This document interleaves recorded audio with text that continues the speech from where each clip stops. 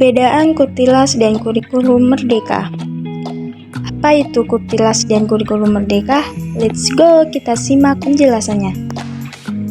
Oke, jadi perbedaan Kurtilas dan Kurikulum Merdeka itu ada pada kerangka dasar, kompetensi yang dituju, struktur kurikulum, penilaian, pembelajaran, perangkat ajar yang disediakan pemerintah, dan perangkat kurikulum itu sendiri.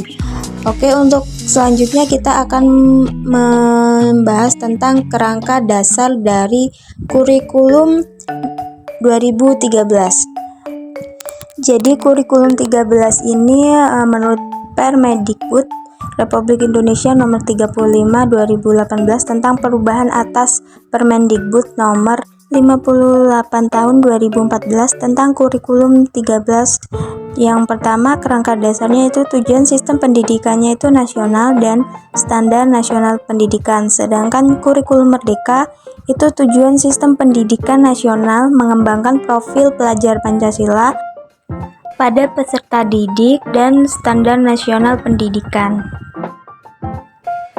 Oke, selanjutnya yaitu ada kompetensi yang dituju. Di kurikulum 13, kompetensi itu ada KD atau kompetensi dasar yang berupa lingkup urutan yang dikelompokkan pada 4 kompetensi inti atau KI, yaitu sikap spiritual, sosial, pengetahuan, dan keterampilan. Yang kedua yaitu KD itu disusun dalam beberapa aspek, yaitu 6 aspek. Perkembangan dinyatakan dalam bentuk poin-poin dan diurutkan untuk mencapai KI yang diorganisasikan per tahun. Sedangkan kurikulum merdeka itu capaian pembelajarannya atau CP disusun per fase, yaitu fase A, B, dan fase C. Capaian dinyatakan dalam paragraf yang merangkai pengetahuan, sikap, keterampilan, dan mengikat kompetensi. Selanjutnya yaitu ada struktur.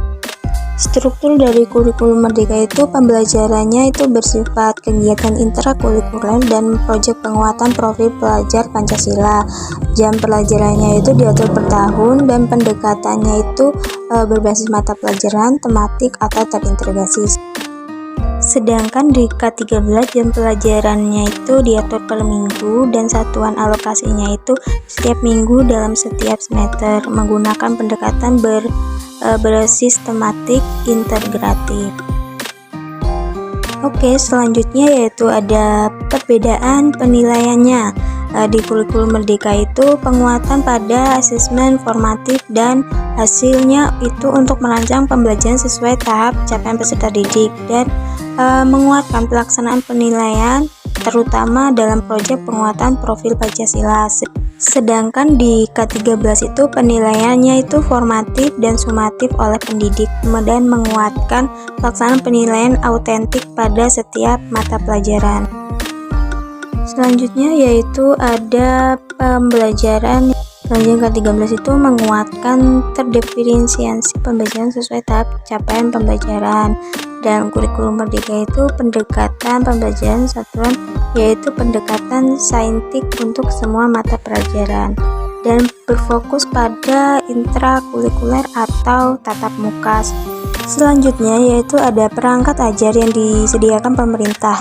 Di kurikulum merdeka itu buku teks dan buku non-teks, contohnya itu model ajar, alur tujuan pembelajaran, contohnya itu penguatan profil pelajar Pancasila. Sedangkan di kurikulum 13 itu hanya disediakan buku teks dan buku non-teks. Yang terakhir yaitu ada perangkat kurikulum. Kurikulum merdeka, panduan pembelajaran dan asesmen, panduan pengembangan kurikulum operasional sekolah. Sedangkan kurikulum 13, pedoman implementasi kurikulum, panduan penilaian, dan panduan pembelajaran setiap jenjang. Sekian pemaparan materi dari saya ucapkan terima kasih. Gencana.